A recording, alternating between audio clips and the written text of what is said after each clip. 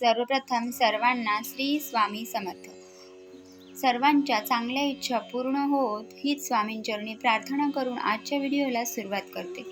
तर 4 ऑगस्ट या दिवशी आहे दीप-अमावस्या. तर दीप-अमावस्या का साजरी करतात?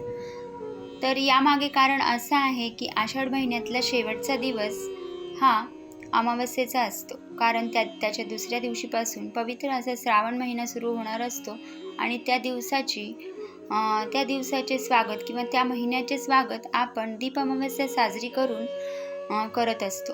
त्याचप्रमाणे विष्णू, लक्ष्मी यांनाही प्रसन्न करून घेण्यासाठी आपल्या आयुष्यातील अडचणी दूर व्हाव्यात, आपले आयुष्य हे अंधारातून प्रकाशाकडे दिवे जसे दीपदान केल्यानंतर जसा प्रकाश होतो तसेच आपल्या आयुष्यात सुद्धा प्रकाश येवो, अंधारातून आपण प्रकाशाकडे जावं, हीच याच्या मागे भावना असते.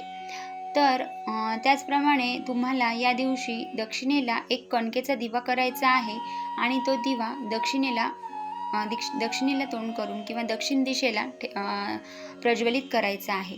असे केल्याने तुमच्या आयुष्यात जर पितरांचा काही त्रास असेल तर तो त्रास दूर होतो. त्याचप्रमाणे तुमच्या आयुष्यात पितरांमुळे काही अडीअडचणी येत आहेत, तुमचे कामं होत नाही आहेत, तर यामुळे त्या दूर होतील.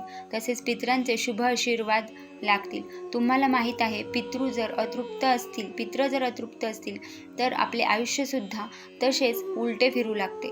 म्हणून पितरांना खुश ठेवणे हे खूप महत्त्वाचे असते. तर त्यासाठी तुम्हाला हा दिवस खूपच चांगला आहे.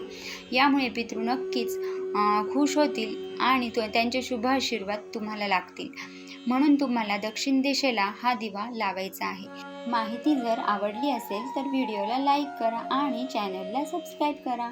श्री स्वामी समर्थ. धन्यवाद.